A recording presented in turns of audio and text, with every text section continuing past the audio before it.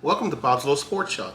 My name is John Sammons, and today we were going to be disassembling and cleaning a Smith and Wesson M&P 9 2.0. Anytime that you're going to be disassembling or cleaning a weapon, make sure that the weapon is unloaded and there is absolutely no ammo around. You will visibly check and make sure there's no ammo in the gun, and you will proceed to disassemble. First things first, you need to lock the slide in the rear position. Then you will rotate this disassembly latch. You need to remove this pin, and that will allow you to disengage the sear lever inside. At that point, you will remove the slide, barrel, and recoil spring assembly, and you'll have the frame. As always, when you're done, you should have 4 main parts sitting here, and those are the 4 parts that you will clean. Anytime you're cleaning a handgun, you need to have a cleaning rod, patches, and you need to have a quality cleaner. For this, today we're going to be using Gunzilla, which is a cleaner, a lubricant, and protectant. And we're going to be using a Tetra gun cleaning kit. All of these gun cleaning kits, they come with patches, they come with brushes, they come with cleaning rods, which is everything you're going to need. As you open up the kit, you will remove your cleaning rod, put the pieces together, and the first part of the gun we're going to clean today is going to be the barrel. With the barrel, you'll use a bronze brush to remove any of the heavy fouling. And when you push it through, you want to go from the chamber end to the muzzle. You will push it all the way through. Do not stop halfway through and try to reverse it. Otherwise, you'll end up getting your bronze brush caught. So as you see, I pushed it all the way through. Do that a few times to dislodge any hard fouling that might be in the barrel. Once that's done, you're going to remove your bronze brush and put on the patch holder. You'll screw the patch holder on, take a cleaning patch, insert that into the patch holder, and add a few drops of your Gunzilla, which is the cleaner, lubricant, protectant. You don't need to make it super wet. Just a few drops is all you need. Gunzilla is a lot like Break Free, which is what the military uses, and you just want to push that through the barrel, and as you'll see when you do, it's going to come out dirty because it's removing all the residual. At that point, you can hold it up to light, take a look, and inside the barrel should be sparkling clean. Now that that's done, you want to clean the rest of the barrel. You're going to clean the outside, the feed ramp, which is very important. A lot of times when people have failure to feed, it's because of the feed ramp being dirty. So you'll clean that off with the lubricant protectant. And as you can see, this was pretty filthy. This is one of our rental guns. If you're a member here at Bob's Little Sports Shop, you can rent this gun and have the opportunity to shoot it.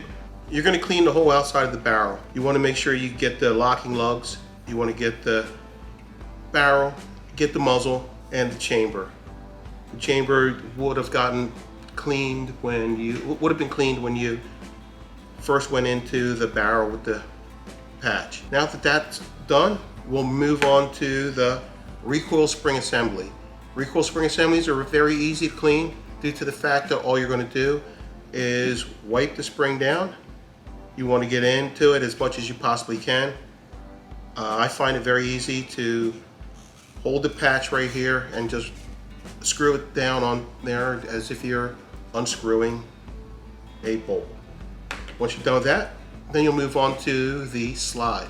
Smith and Wesson slides are just like Glock slides, whereas you don't want to put any lubricant inside any of the weep holes or inside of the striker channel. So you're going to go ahead and you're going to get all the fouling and debris off of the slide. You'll move up and down, get into the rails, and as you can see, this gun was pretty dirty. Even though it was pretty dirty, it didn't affect the way it was shooting. It shoots very well. Most of these guns that are made for military and police, they are made to perform even when dirty. But if your life depends on this gun, you probably want it pretty clean.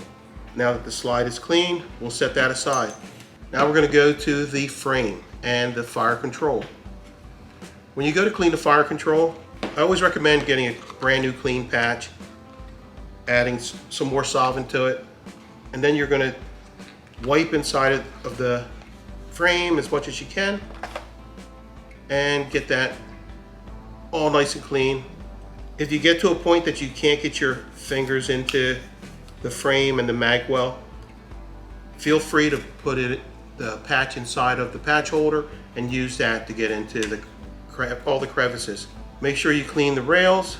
You're going to wipe the frame completely, and then once you're done with that, it's time for lubrication. Since we are using a cleaner, lubricant, and protectant, we really don't need to lubricate this. Just make sure that we clean all the rails, and you'll see that there is a light coat of lubricant on that. And then you'll start to reassemble the gun once you're done with that. To reassemble the gun, barrel slides in. When you go to put the recoil spring assembly in, the part that is painted is going to go in to the recoil spring assembly.